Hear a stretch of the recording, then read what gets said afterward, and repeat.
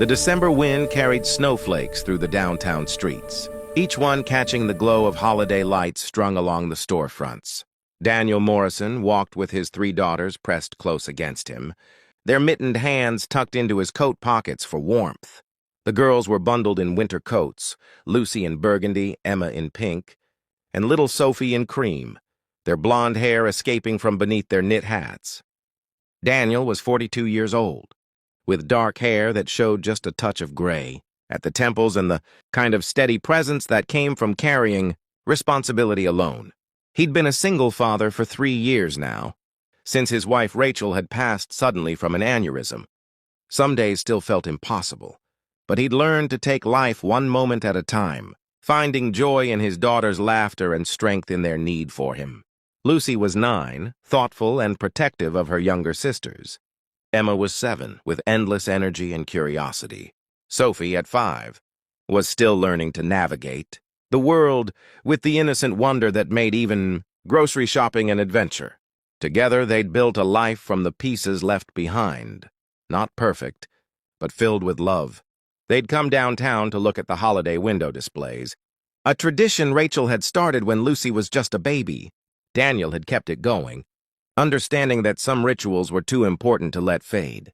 The girls pressed their faces against the glass of each decorated window, pointing out details and telling each other stories about the scenes displayed inside. "Daddy, look at that one!" Sophie called, tugging his hand toward the bookstore window, where a miniature Victorian village was lit up with tiny lights. As they moved along the sidewalk, Daniel noticed other families doing the same thing, parents with children, grandparents with grandchildren, all bundled against the cold, all seeking the magic that seemed more present this time of year. The street was busy but not crowded, filled with the kind of gentle activity that made a city feel like a community. They were approaching Harrigan's department store, known for its elaborate window displays, when Daniel saw her. A woman sat in a wheelchair just outside the store's entrance. She wore a deep red coat that looked expensive but well-worn, and her blonde hair fell in soft waves around her shoulders. She was probably in her late 30s, Daniel guessed, with delicate features and an air of quiet dignity despite her circumstances. What caught his attention, though, was her hands. She was moving them in deliberate patterns, signing to the passers-by. Her expression was hopeful but tired, as though she'd been there for some time without success. Daniel had taken a sign language class years ago. Back in college, though, he'd forgotten most of it. But he recognized the basic gestures. She was asking for help. Most people walked past without acknowledging her. A few glanced over but quickly looked away, uncomfortable or uncertain. Daniel understood that impulse the modern world had made. People wary of street encounters, unsure of what was real need and what was something else. But there was something about this woman that made him pause. Perhaps it was the quality of her coat, which suggested this situation was recent rather than chronic. Perhaps it was the way she held herself, with a kind of dignity that spoke of pride being overcome by necessity. Or perhaps it was simply that he'd learned, through his own grief and struggle, that life could reduce any of us to unexpected circumstances. He slowed his pace, and his daughters, sensing the change, looked up at him questioningly. The woman's hands moved again, and Daniel caught fragments of meaning. "Please," she signed, "help." Lucy had noticed her too. "Daddy, what's that lady doing with her hands?" "She's using sign language, sweetheart. It's how people who can't hear or speak communicate." Emma moved closer to her father's side. "Why can't she hear?" "Some people are born that way, honey. Some people become that way from illness or injury. But it doesn't make them less than anyone else. They just experience the world differently." The woman had seen them watching. Her hands moved again, more deliberately this time, and she made eye contact with Daniel. There was something in her expression, not desperation exactly, but a kind of quiet plea that spoke of circumstances beyond her control. Daniel felt his daughter's eyes on him, knew they were watching to see what he would do. This was one of those moments, he realized, where children learn by example rather than explanation. What he did next would teach them more about compassion and human dignity than any lecture ever could. He approached slowly so as not to startle her, and knelt down to be at her eye level. His daughters gathered behind him, curious and a little uncertain. The woman's expression shifted to surprise, then cautious hope. Her hands moved in a question, and though Daniel couldn't fully understand it, he got the general meaning. He held up his hands apologetically and spoke slowly, making sure she could read his lips. "I'm sorry. I only know a little sign language." "Not enough." She nodded, understanding, and reached into a bag beside her wheelchair. She pulled out a small notebook and pencil, her movements graceful, despite what must have been cold, numbed fingers. She wrote something and turned it toward him. "My name is Catherine." "Read." "I lost my hearing and use of my leg 6 months ago in a car accident. My insurance ran out. I'm trying to get money for medication and therapy. I'm not asking for much, just whatever you can spare. God bless you for stopping." Daniel read the note carefully, aware of his daughters reading over his shoulder. He looked back at Catherine, really looked at her, and saw beyond the immediate circumstances to the person beneath. He saw someone who'd probably had a very different life 6 months ago. Someone who was fighting to maintain dignity while asking strangers for help. Someone who reminded him, uncomfortably, that fate could turn on anyone at any moment. Sophie's small voice spoke up behind him. "Daddy, she's sad. Can we help her?" Daniel reached for his wallet, but even as he did, he knew that money alone wasn't really what was needed here. Money might help for a day, maybe a week, but it wouldn't address the real problem. This woman needed more than a handout. She needed someone to see her as a person, not a problem. An idea formed in his mind. It was probably impractical. It would certainly complicate his already complicated life. But sometimes the right thing to do was also the difficult thing to do. He took out a $20 bill and handed it to Catherine, but then he took her notebook and pencil and wrote his own message. "I'd like to help you properly. Would you come have coffee with me and my daughters? Let's talk about what you really need. No strings attached. I promise we're safe. My daughters will vouch for me." He turned the notebook to show her, watching her face as she read.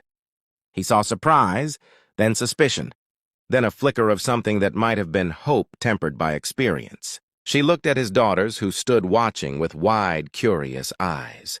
Lucy smiled encouragingly. Emma waved. Sophie simply stared with the unself-conscious directness of very young children. Catherine's hands moved, a question. Daniel shook his head. "I'm sorry, I don't understand." She wrote again. "Why would you do this?" "You don't know me." Daniel took the pencil. "Because 6 months ago you probably had a regular life. Because it could just as easily be me sitting there. Because my daughters are watching, and I want them to learn that we help people when we can. Because it's almost Christmas and nobody should be alone on the street." He paused, then added one more line. "Because my wife died 3 years ago, and I remember what it felt like when people helped us when we needed it most." Catherine read his words and her eyes filled with tears. She nodded slowly, then wrote, "Coffee would be nice. Thank you." There was a cafe just down the street, a place called Murphy's that Daniel and the girls frequented. It had big windows, comfortable booths, and a patient staff who didn't mind when Sophie spilled her hot chocolate or Emma talked too loudly. Daniel positioned himself behind Catherine's wheelchair, and she showed him how to release the brake and navigate properly. The girls walked alongside, chattering among themselves about this unexpected turn in their evening. Inside Murphy's, they took a large corner booth. Daniel helped Catherine transfer from her wheelchair to the bench seat, surprised at how natural it felt to provide assistance once she'd shown him how. The girls slid in on the opposite side, arranging themselves with Lucy in the middle, naturally taking on her role as the responsible older sister. The waitress Linda, who'd served them many times before, approached with menus and her usual friendly smile. If she was surprised by their unusual party, she didn't show it. Years of waitressing had probably taught her not to make assumptions about people. They ordered coffee for the adults, hot chocolate for the girls, and a selection of pastries to share. Catherine tried to protest the food, but Daniel waved her off. "You can't have coffee without something sweet. House rules." Once the orders were placed and Linda had moved away, Catherine pulled out her notebook again and began to write. Daniel watched her form the letters carefully, her handwriting elegant despite the awkward angle and the cold that must have made her hands stiff. "I don't know what to say except thank you. Most people won't even look at me. I've been out there for 3 hours today, and you're the first person to stop." Daniel felt a familiar tightness in his chest, the same one he felt whenever he encountered unnecessary human suffering. "Tell me what happened. If you're comfortable sharing," Catherine wrote for several minutes, occasionally pausing to sip the coffee Linda brought. Her story emerged in fragments, each sentence a small piece of a larger tragedy. She'd been a high school music teacher, specializing in choir and vocal performance. She'd loved her job, loved working with teenagers, loved the moment when a shy student discovered they could actually sing. She'd been engaged to a wonderful man named Peter, planning a summer wedding. Then came the accident. A drunk driver running a red light. Peter had been killed instantly. Catherine had spent 2 months in the hospital, undergoing multiple surgeries. When she finally woke up fully, she discovered she'd lost her hearing, damage from the head trauma, and that the injuries to her spine meant she might never walk again. Her insurance had covered the initial hospitalization, but the ongoing therapy and medication costs had quickly overwhelmed her policy limits. She'd lost her job, not because the school didn't want her, but because she couldn't do the work anymore. How could she teach music when she couldn't hear it? She'd burned through her savings. Her parents were elderly and on fixed incomes, unable to help financially. She'd applied for disability assistance. But the system moved slowly, and in the meantime, she had bills to pay and medications to buy. So she'd started sitting outside stores asking for help. It humiliated her. Every day, it took everything she had to wheel herself to that spot and hold up her signs. But she didn't know what else to do. Daniel read her story with a growing sense of anger at the injustice of it all. This woman had done nothing wrong. She'd been living a good life, contributing to society, planning a future. And in one moment of someone else's terrible decision, everything had been taken from her. "I'm so sorry," he wrote when she'd finished. "For Peter, for everything you've lost. It's not fair, and I wish I could fix all of it." She smiled sadly and wrote back, "Life isn't fair. I'm learning that. But thank you for your kindness. This, sitting here, being warm, drinking coffee with people, this is the first normal thing I've done in months." Lucy, who'd been reading along quietly, spoke up. "Miss Catherine, can you teach sign language?" Catherine looked surprised by the question.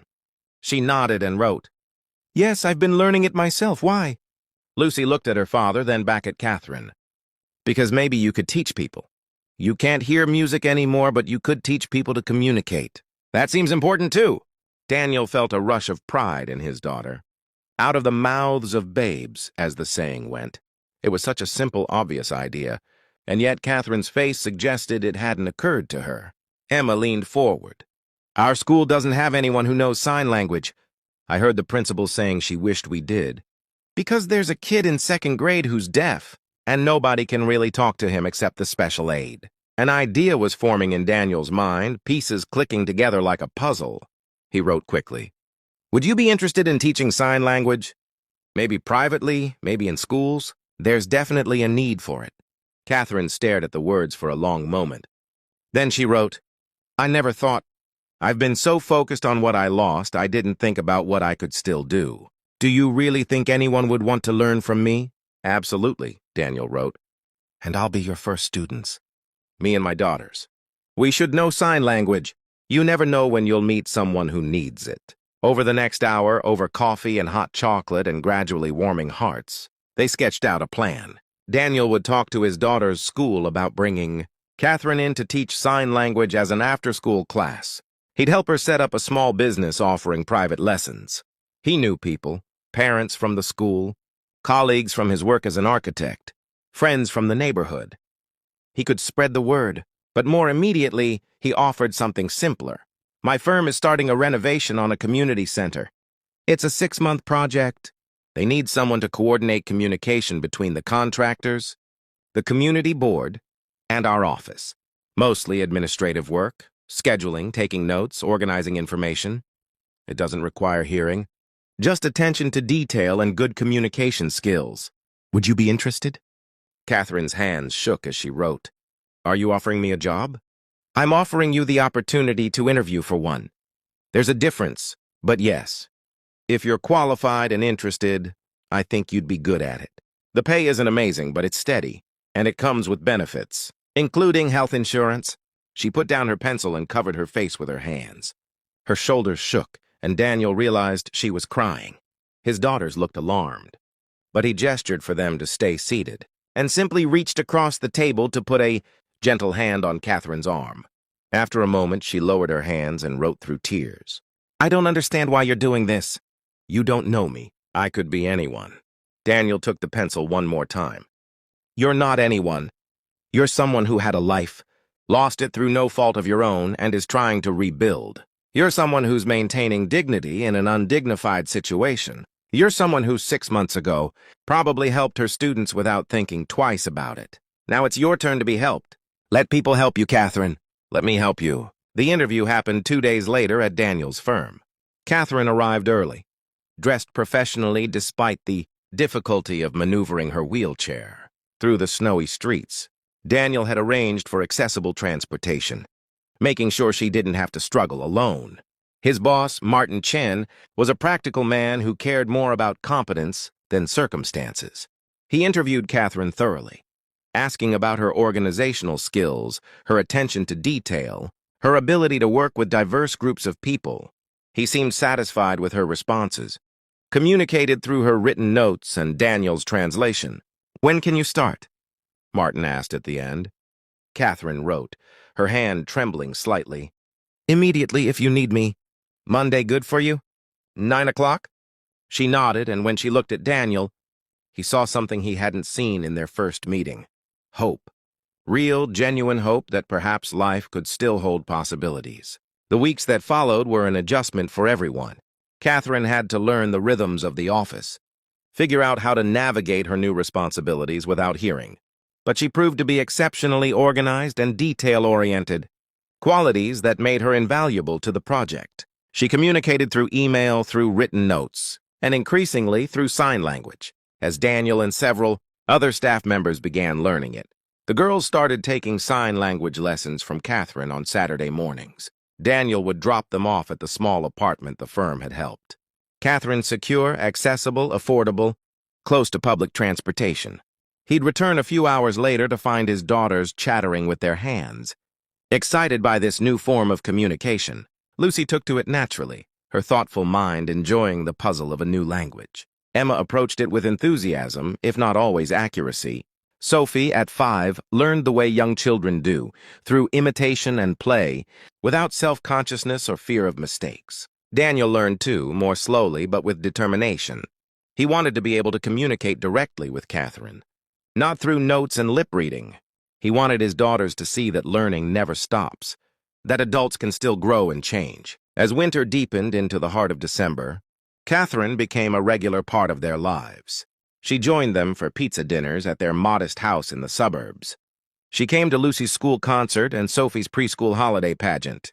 She taught Daniel's colleagues basic signs during lunch breaks, creating a small community of people who could greet her, thank her, ask how she was doing in her own language. The community center project progressed smoothly under Catherine's coordination. Martin Chen, impressed by her work, started talking about finding a permanent position for her once the current project ended. The cloud of financial desperation that had hung over Catherine began to lift. But more than the job or the money, what seemed to change most for Catherine was the isolation. She was no longer alone, no longer invisible. She had people who saw her, who valued her, who communicated with her as an equal. One Saturday afternoon in mid-December, after the girls' sign language lesson, Catherine gestured for Daniel to stay a moment. The girls went to play in the small courtyard outside her building, visible through the window, giving the adults a moment of privacy. Catherine pulled out her notebook, but instead of writing, she signed slowly, giving Daniel time to understand. "Thank you for everything, for seeing me, for helping me, for teaching your daughters to see people like me as people." Daniel signed back, his movements careful and deliberate. "You helped us too. You reminded us that kindness matters, that community matters, that we're all just people trying to get through life." She smiled and signed again. "Your wife, Rachel, she would be proud of the father you are." Daniel felt unexpected tears prick his eyes. He nodded, not trusting himself to respond immediately. Finally, he signed, "I hope so. I'm trying my best. Your best is very good." They sat in comfortable silence,